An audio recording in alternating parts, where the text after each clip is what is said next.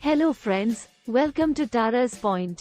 आज हम बात करेंगे रिजर्व बैंक ऑफ इंडिया (आरबीआई) की मॉनेटरी पॉलिसी के बारे में। मॉनेटरी पॉलिसी एक ऐसा प्रोसेस है जिसके जरिए सेंट्रल बैंक यानी आरबीआई देश के इकोनॉमी को रेगुलेट करता है।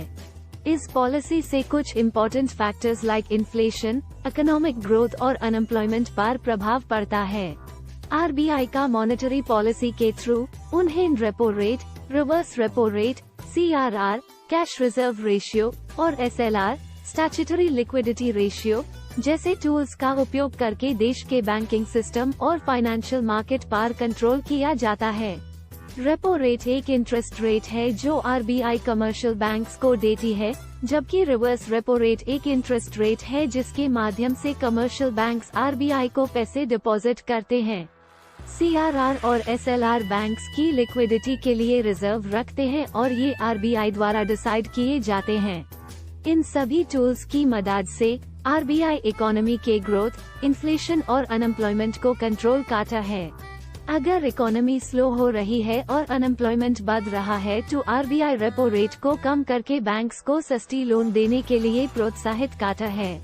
इससे बैंक्स के पास अधिक पैसा होता है और वो उन्हें लोन के रूप में देश की इकोनॉमी में इंजेक्ट करते हैं। इस तरह से इकोनॉमी के ग्रोथ की स्थिति सुधर जाती है।